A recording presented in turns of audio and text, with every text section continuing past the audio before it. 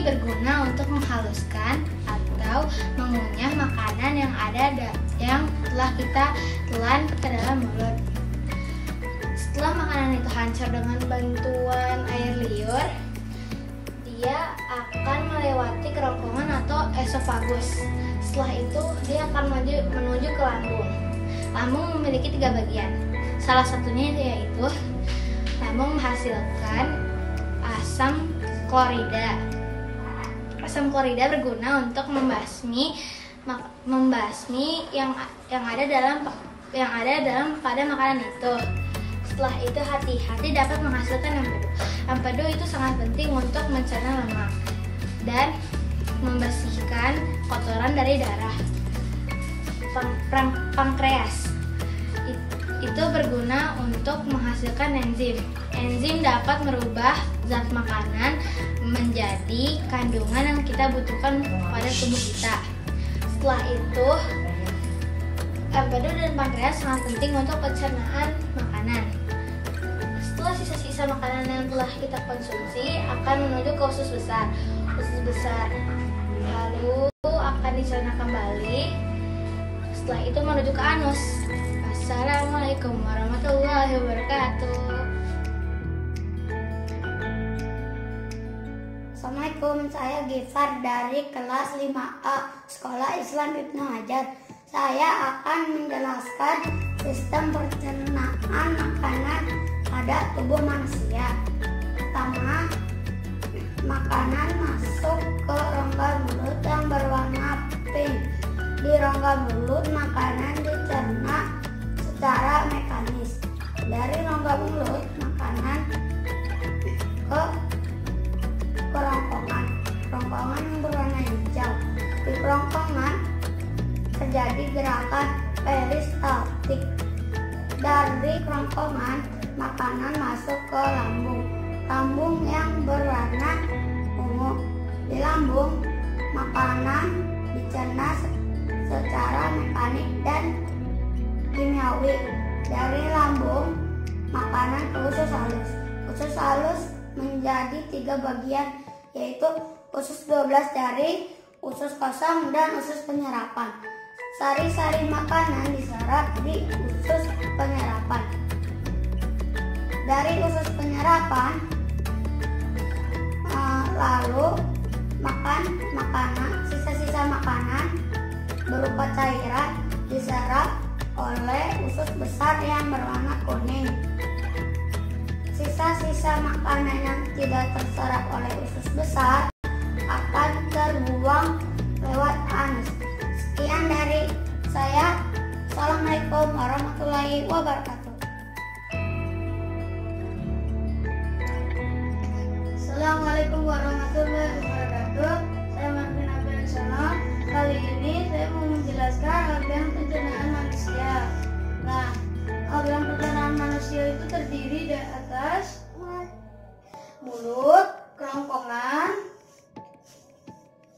dan juga ada lambung, hati dan empedu, usus halus, usus besar, dan anus. Nah, di sini saya akan menjelaskan di mana letak semua itu. Nah, letak mulut adalah di sini. Nah, kerongkongan ada di sini, tengah-tengah. Lalu lambung ini, sini dekat sama usus besar. Lalu hati dan empedu di sini yang warna biru. Lalu usus halus yang kuning. Nah, usus besar ini nih, selingkaran. Yang terakhir adalah anus yang ini. Nah, saya akan menjelaskan gimana makanan diolah oleh organ pencernaan manusia. Nah, sini makanan dimasukkan ke mulut, lalu diolah oleh gigi geraham, gigi taring, dan gigi seri. Lalu setelah dibuat menjadi kecil, makanan itu disalurkan ke kerongkongan. kerongkongan, makanan didorong oleh samping-samping makanan atau samping-samping garis. Nah, terus makanan menuju ke lambung. Nah, setelah di lambung, makanan dicek apakah ada zat beracunnya. Kalau ada zat beracunnya disalurkan ke empedu. Nah, setelah itu makanan disalurkan ke usus halus. Lalu di usus halus, makanan yang bervitamin atau bergizi diserap oleh ususnya. Lalu makanan sisa disalurkan ke usus besar. Lalu di usus besar terjadi pembusukan. Nah, setelah terjadi pembusukan, makanan ada yang tersisa, lalu disaring. Nah, disaring itu disaring lalu menuju ke anus dan selesai. Assalamualaikum warahmatullahi wabarakatuh. Saya akan menjelaskan organ pencernaan manusia. Dari mulut. Di mulut ada gigi menghaluskan makanan, lalu dikirim ke kerongkongan dan lalu lambung. Lambung fungsinya ada 3. Yang pertama menyimpan makanan 2-4 jam. Kedua mencampurkan makanan. Ketiga mengirim ke usus halus. Hati fungsinya menghasilkan empedu. Pankreas menghasilkan enzim. 2 ini membantu pencernaan protein, lemak, karbohidrat, mineral, vitamin. Sisa-sisa makanan akan dikirim ke usus besar yang dicernakan mengirim lagi ke anus. Assalamualaikum warahmatullahi wabarakatuh. Aku kakak dari 5A akan menjelaskan tentang pencernaan manusia. Makanan masuk ke rongga mulut, lalu dikunyah oleh gigi dan ditelan oleh kerongkongan, lalu dicerna oleh lambung dan dengan kimiawi dibantu dengan enzim teknis dengan atepisin, lalu diteruskan dengan usus besar dan usus halus, dan makanan yang tidak bisa dicerna dikeluarkan dengan anus. Wassalamualaikum warahmatullahi wabarakatuh. Assalamualaikum warahmatullahi wabarakatuh. Saya dari kelas 5 akan mempresentasikan sistem pencernaan manusia. Makanan yang kita makan harus melewati proses pencernaan terlebih dahulu sebelum dapat dimanfaatkan oleh tubuh. Pencernaan adalah proses penguraian makanan yang semula kasar menjadi halus. Proses pencernaan dalam tubuh terjadi dalam 2 jenis proses pencernaan. 1. Pencernaan secara mekanis. 2. Pencernaan secara kimiawi. Pencernaan secara mekanis terjadi di dalam mulut dan dilakukan oleh gigi. Pencernaan secara kimiawi dilakukan oleh enzim dalam mulut, lambung, dan usus. Tujuannya agar makanan terurai menjadi sari-sari makanan yang mudah diserap tubuh. Berdasarkan fungsinya, organ pencernaan terbagi menjadi 2, yaitu saluran pencernaan dan kelenjar pencernaan. Saluran pencernaan merupakan tempat terjadi proses pencernaan secara mekanis maupun kimiawi. Organ-organ saluran pencernaan terdiri dari mulut, kerongkongan, lambung, usus halus, usus besar, dan anus.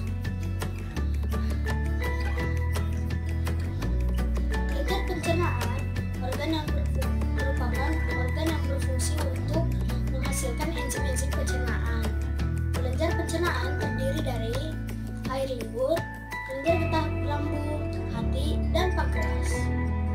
Tugas dari organ-organ pencernaan adalah menghancurkan makanan menjadi lebih halus, menyerap zat-zat makanan yang larut hingga masuk ke dalam darah, mengeluarkan zat-zat yang tidak dapat dicerna oleh tubuh. Makanan masuk lewat rongga mulut. Di dalam rongga mulut, makanan dihancurkan secara mekanis oleh gigi dan dibantu secara kimiawi oleh air liur. Setelah makanan itu halus, makanan itu ditelan dengan bantuan lidah. Lidah akan mendorong makanan tersebut ke kerongkongan. Kerongkongan menyerupai tabung yang menghubungkan antara rongga mulut dan lambung. Di dalam kerongkongan terjadi gerakan peristaltik, yaitu gerakan meremas-remas oleh dinding kerongkongan agar makanan tersebut terdorong sampai lambung. Di dalam lambung, makanan dicerna lagi secara mekanis, yaitu dengan dinding lambung yang meremas dan mengaduk makanan, dan secara kimiawi oleh getah lambung. Getah lambung mengandung enzim-enzim pencernaan. Dari lambung, sari-sari makanan dialirkan ke usus halus. Usus halus terdiri dari 3 bagian, yaitu usus 12 jari, usus kosong, dan usus penyerapan. Usus 12 jari, usus 12 jari. Di dalam usus 12 jari terjadi pencernaan makanan secara kimia, dibantu dengan getah pankreas yang dihasilkan dari pankreas dan getah empedu yang dihasilkan oleh hati dan disimpan dalam kantong empedu. 2. Usus kosong. Usus kosong terletak antara usus 12 jari dan usus penyerapan. Di dalam usus kosong masih terjadi proses pencernaan secara kimiawi. Yang ketiga, usus penyerapan. Tempat menyerap sari-sari makanan hingga masuk ke dalam aliran darah hingga ke seluruh tubuh. Sisa-sisa makanan dari usus halus masuk ke usus besar. Di dalam usus besar terjadi penyerapan air, vitamin, dan mineral.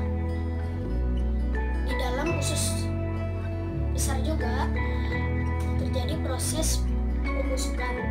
Sisa makanan yang dibantu oleh bakteri pembusuk.